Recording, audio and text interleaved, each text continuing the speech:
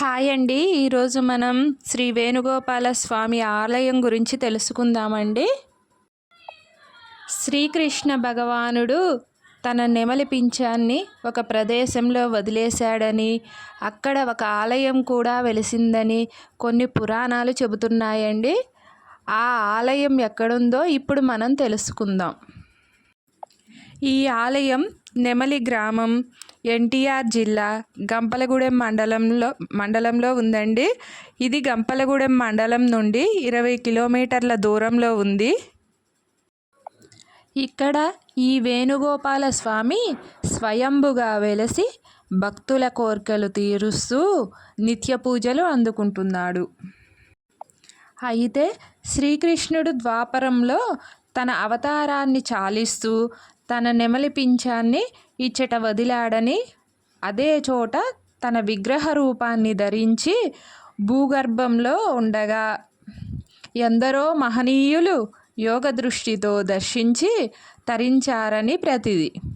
ఈ ప్రాంతాన్నే నెమలి గ్రామంగా నేడు పిలుస్తున్నారండి.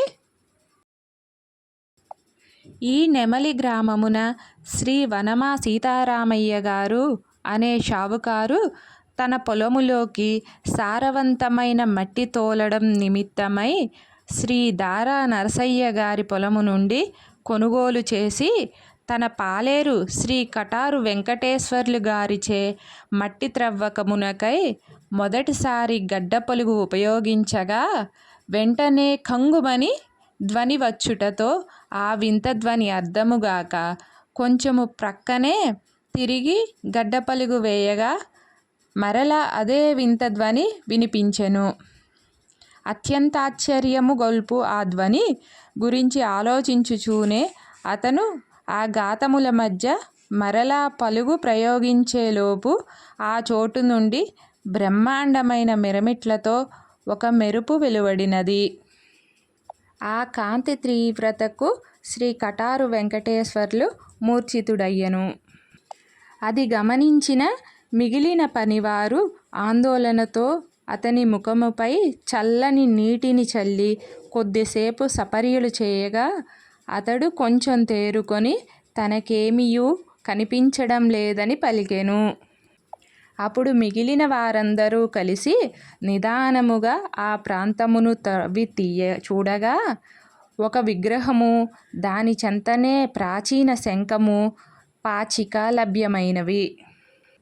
ఆ రోజు పరమ పవిత్రమైన శ్రీరామనవమి అగుటచే షావుకారు సీతారామ కళ్యాణ వేడుకలు నిర్వహణలో ఇతర గ్రామ పెద్దలతో కలిసి ఉండెను. ఈ సంఘటన తెలిసిన ఆ షావుకారు ఆ పనులను వేరే వారికి అప్పజెప్పి హుటాహుటిన మరి కొందరిని వెంట తీసుకొని ఆ విగ్రహము లభించిన దివ్యస్థలమునకు చేరుకొనెను.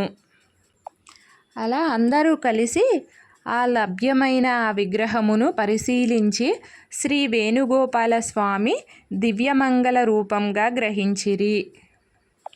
అదేవిధంగా దృష్టి కోల్పోయిన శ్రీ కటారు వెంకటేశ్వర్లు తల్లిదండ్రులు స్వామివారిని పరిపరి విధములా సేవించి తమ శక్తి కొలది శ్రీ వేణుగోపాల స్వామి వారి పాదములకు వెండి కడియములు చేయించగలమని మ్రొక్కిన వెంటనే అతని నేత్రములు కనిపించినవి. ఇంత మహిమలు కలిగిన ఆ వేణుగోపాల స్వామిని అందరూ దర్శించి ఆ దేవుని దీవెనలు అందుకోండి. నా వీడియో గనక మీకు నచ్చినట్లయితే ప్లీజ్ లైక్ చేయండి, సబ్స్క్రైబ్ చేయండి. Thank you friends.